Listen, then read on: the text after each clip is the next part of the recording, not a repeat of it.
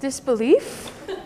Kind of like I was wondering if my ears were not working for a second, to be honest. I was just kind of like, Janice, is that one of my names that I have?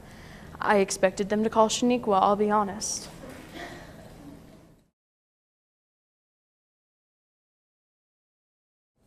Three words. Crispy. Awesome. Quirky.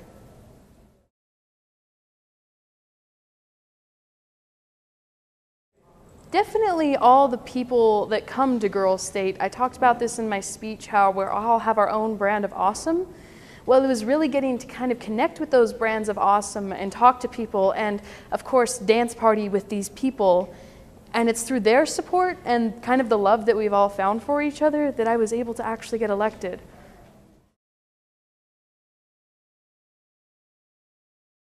And actually getting me to come to Girls State, I would have to, unfortunately, I know this sounds narcissistic, I would have to say myself. So we had it announced once over the intercom that we were now accepting applications at our school for Girls State. I have a very busy life. I think I was at California that week, and I came back because I had heard about Girls State when I was a freshman, and I was like, politics, this sounds fun. I came back and I'm thinking, it's around the time that they usually announce this. And I run in, and it's morning, and of course I'm late because I usually am late to school. I'm not a role model in this aspect. And I ask my counselor, Robbie Cups, can you please just let me do this? I just really want to apply. She says it's past the deadline, but I'll still let you apply because we only have one person from our school. And I say, yes, thank you, I'll do this all tonight, and I'll just forget about homework. And so it was really me kind of going for it after hearing it as a freshman, and the person I heard it from as a freshman was Wesley Kelly, so rooted back to him, kind of.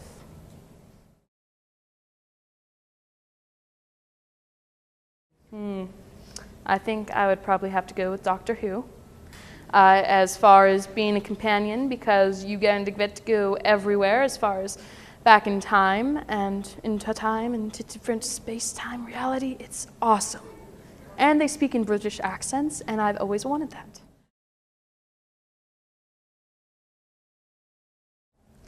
I don't know if you can really narrow down one, because you have to take into account the atmosphere we have at Girls State, especially when we saw the people going up because they were elected to a county position or a state position. Everybody was cheering. It wasn't just feds cheering for feds or Nats cheering for Nats. It was everybody cheering on a whole, like, yeah, you go. So my biggest supporter is honestly just going to be the delegates.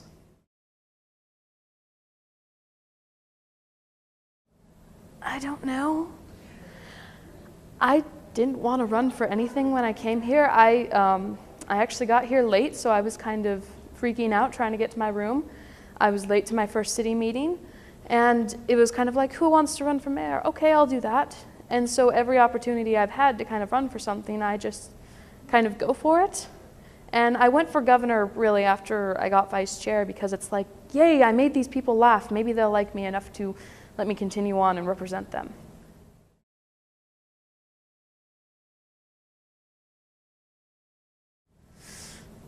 I would qualify this quote, because I agree to the extent that every person should have the ability to run for an office. Because we are a democratic republic, it is focused on the fact that we have representation, and that means that anybody and everybody should have the ability to become this person, to become a symbol of hope and inspiration. I would say the problem becomes when people use this just as a method to get their word out. If you watched the Idaho governor's debates recently, there was two that really were there just to kind of get their word out about some of their causes. And that's the real problem, is when we have those that are running that are not sincere, that don't want to do it for the people, and lose sight of really what they're going for.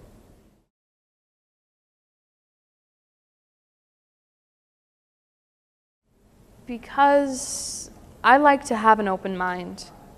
So I think the biggest problem you ever have with any leaders is when they take a single side.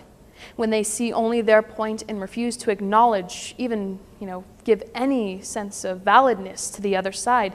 That's the biggest problem. And so you need to look at both sides. And that's what really helped me to answer this question, is the fact that I don't feel so emotional that I'm going to rant and rage what I believe. You actually have to carefully evaluate it and accept that you cannot just be a nationalist, a federalist, a Democrat, or a Republican. You have to take the position of a leader.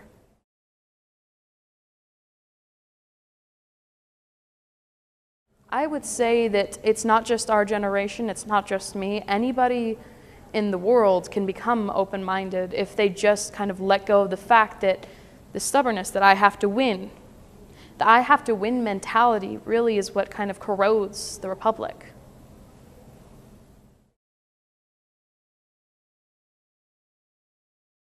What am I most excited for? To get to sit on the top table. I am most excited for that.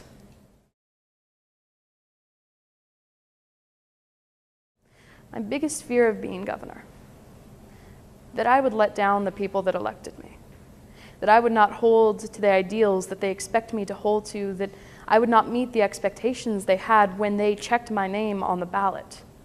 That's my biggest goal, is to be able to uphold it, and failing to do so is my biggest fear.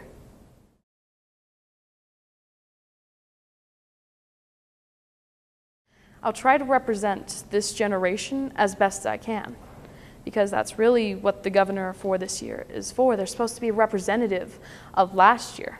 And so I'm going to represent the kindness that I've seen from other girls, the fun and the energy that we have when we're spazzing out and dancing.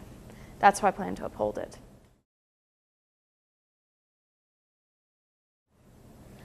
So where my confidence comes from, I did not used to be a confident person.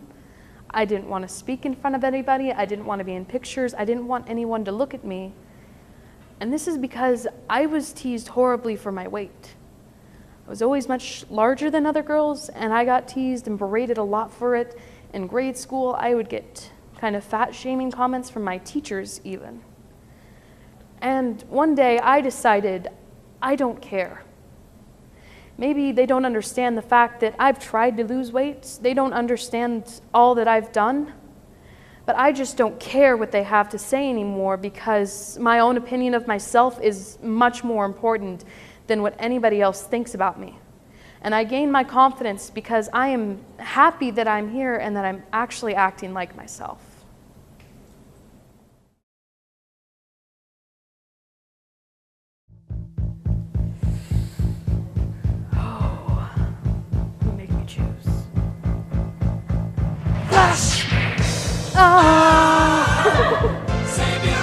That would be nice.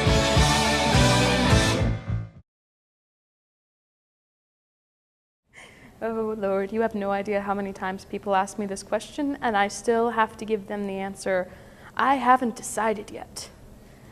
Because I have too many passions, I feel like sometimes. I'm like, I love science, but I love writing, but I love speaking. And so it's hard to decide, and that honestly is a pretty big problem that we have, is that once Americans, this is a poll, I don't know where I read it, once they reach 30 years old, 4 out of 5 people say that they feel unpassionate about their careers. And I really would not like to be 4 out of 5 people. So I want to take my time and really find out where my true passion lies. So I'm not going to limit myself by what I have to say now.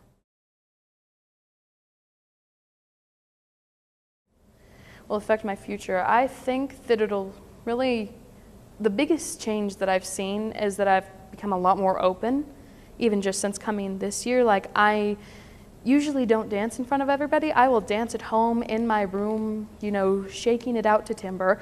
But I think that Girls State and being governor really forces you to open up a bit and to share with other people in order to form better relationships.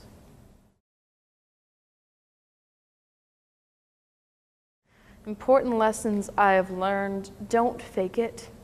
People say fake it till you make it. Now that might be true. Don't fake answering something you don't know the answer to.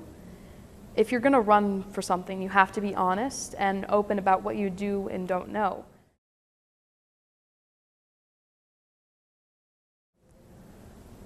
I fangirl. I fangirl all the time. I drag race. At 7 years old, I started drag racing in a tiny rail car. And at 15, I just moved up to a full-size car in the high school division. It's a 1964 Ford Falcon. It's my baby.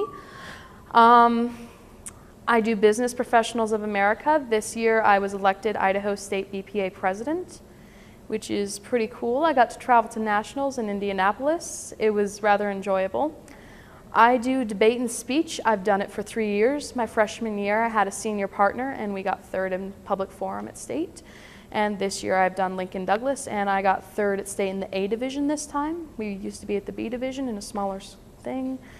I do the Congressional Award. Right now I'm working on my gold level for it. So what that is you have 400 hours you set in different goals, such as leadership, volunteer service, all these fun different things. I'm a part of this. I do French Club. French Club is fun. You order pizza and pretend you know French and watch Frozen. It's very enjoyable. And I do Quiz Bowl. Yeah, Quiz Bowl, science, engineering, buzzing in and pretending you know the answer. Okay, yes, there was the time the lady got the wrong drink. I offered to fix it. She got mad and threw water in my face, drove off, and I just decided to laugh it off. There was another time a guy came up to our second window, and it was late at night, probably like 11 or midnight, about to close. Because we close at 2 a.m. at McDonald's. It's very fun.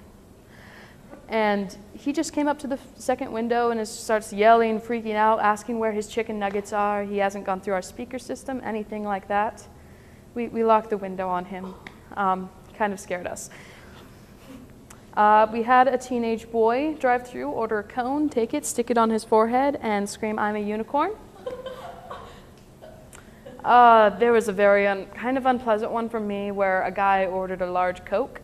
So he went, he filled it up, he brought back to the first counter, he got his sandwich in a bag, he took it off, sprayed it on his head, and danced around while his friends videoed him. And it was all over our front counter and on the floor, and I got to clean that up.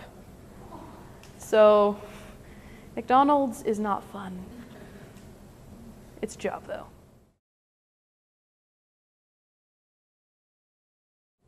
Hometown would be, this is interesting, Jerome, Twin Falls, and Kimberly. So I lived in Jerome. I was born in Twin Falls, but we were right on the border of Jerome and Twin Falls. And I went to school at Kimberly, which was like a 30-minute drive every day because there was weird bullying incident with my brother at Jerome. And so we changed. And so I call Kimberly, Twin Falls, and Jerome my hometown. My family, ooh, interesting question. My brother just earned his degree and he's a mechanical engineer. He is very sarcastic and tall. My dad is a mechanic. He has been a mechanic for around 40 years. He just owns a business where he drives around and fixes forklifts. He's very grumpy and has a wonderful mustache.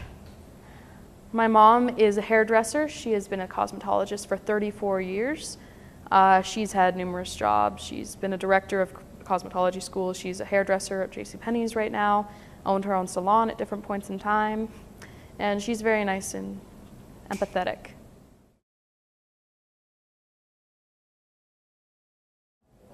I told you, I just decided I don't care what anyone has to think. I'm gonna go up there, do my thing, and if they like it, great. If they don't, I'm happy.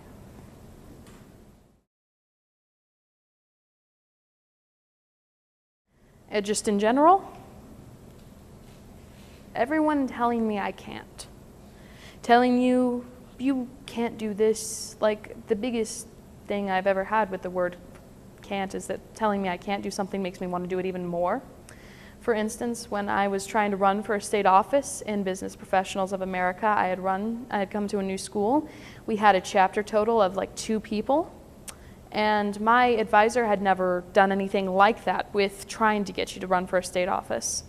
And so she kept telling me, I don't know what I'm doing. I don't think I can help you with this. But I still came in every day because I didn't have a class with her during a 10-minute break just to talk to her about what was going on and the new information that was coming out. So can't is a very bad word for me, and it always gets me excited.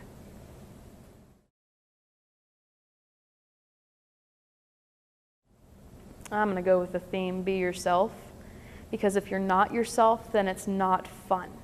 It's not fun to come and to be a character. It's fun to just be able to come here and be yourself and actually have people like you.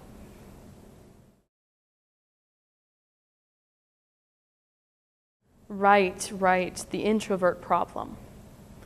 Here's the thing, is that if you're an introvert, it's fine. If you're shy and you don't like the limelight, but you get enthusiastic about other stuff, you need to find that and follow that.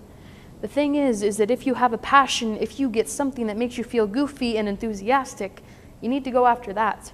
So if you're shy and you don't want to be in the limelight, that's cool.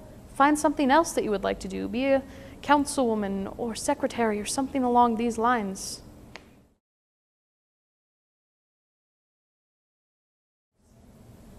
Live long and prosper.